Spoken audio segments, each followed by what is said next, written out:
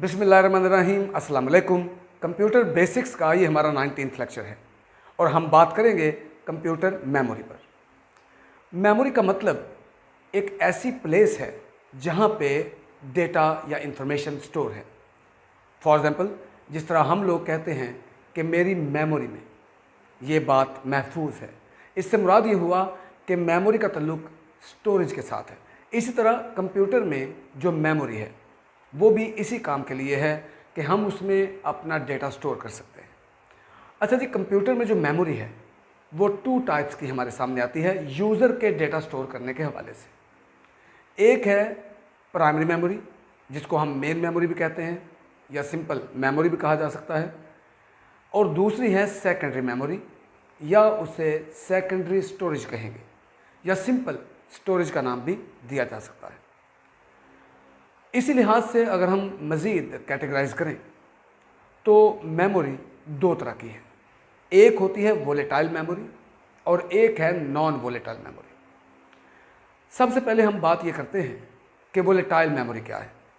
Volatile यानी voltage, ऐसी memory जो डिपेंड करती है वोल्टेज पर। इट मीन्स दैट कि जब तक करंट रहेगी उसमें डेटा महफूज रहेगा, और जो ही करंट ऑफ होगी डेटा भी उसमें से वॉश आउट हो जाएगा, डिलीट हो जाएगा। और उसकी बेहतरीन एग्जांपल हमारे कंप्यूटर में लगी हुई रैम है।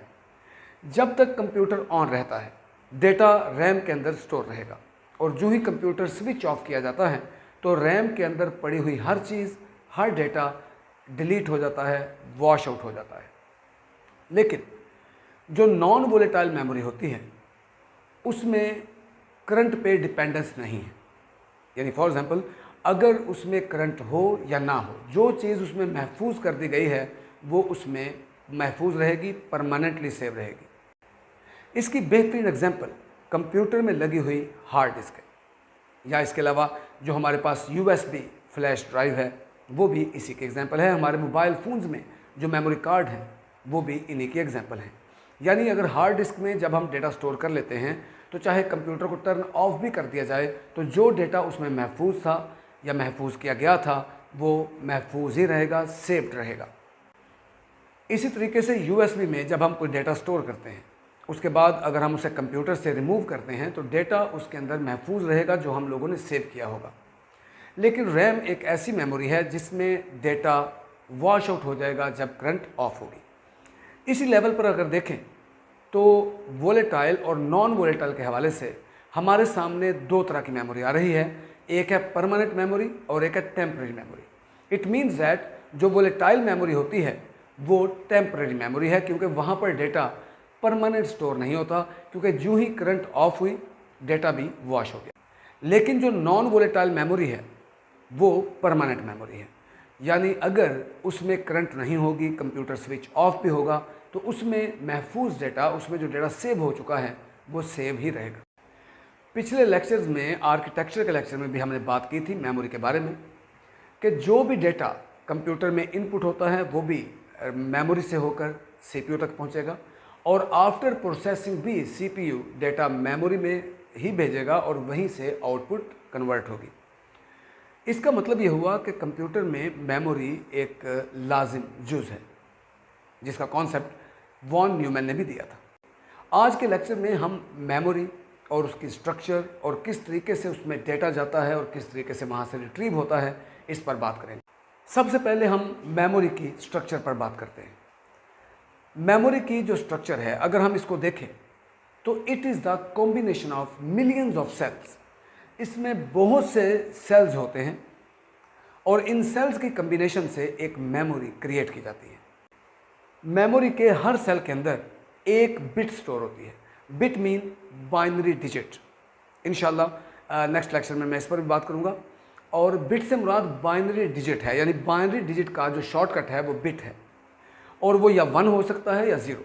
इट मीन्स दैट कि जो मेमोरी के अंदर सेल्स हैं, एक सेल एक बिट है, यानी एक सेल के अंदर या 1 स्टोर होगा या 0 स्टोर होगा। और जो मेमोरी है, जिस तरह मैंने बात की कि मिलियंस ऑफ सेल का कॉम्बिनेशन है, इसमें जो सेल्स हैं वो अरेंज हुए होते हैं 8 की फॉर्म में, यानी 8 सेल्स कंटिगुअस जो मेमोरी के अंदर हैं उनके ग्रुप बने होते हैं। 8 cells mean 8 bits और 8 bit means 1 byte। मेमोरी की स्ट्रक्चर पर तो हमने बात कर ली। अब हम बात करते हैं कि किस तरीके से डेटा मेमोरी में स्टोर होता है और वहाँ से रिट्रीव होता है। जिस तरह मैंने बात की कि मेमोरी के अंदर ये जो सेल्स हैं इनके ग्रुप्स बने होते हैं और हर ग्रुप के अंदर 8 बिट्स हैं, यानी 8 सेल का एक ग्रुप है।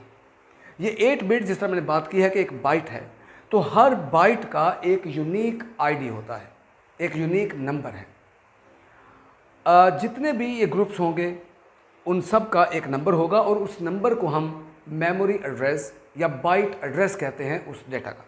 तो जो डेटा भी मेमोरी के अंदर स्टोर होता है वो बाइट एड्रेस यानी एक ख़ास एड्रेस पर स्टोर होगा और जब डेटा वहाँ से रिट्रीव होगा तो वो भी एक ख़ास एड्रेस से ही उसे निकाला जाएगा। यानी फॉर एग्जांपल अगर मैं कहता हूँ जी कि रूम नंबर 3 में BSc की क्लास बैठी हुई है, तो रूम नंबर 3 वो समझ ले कि एड्रेस है BSc का।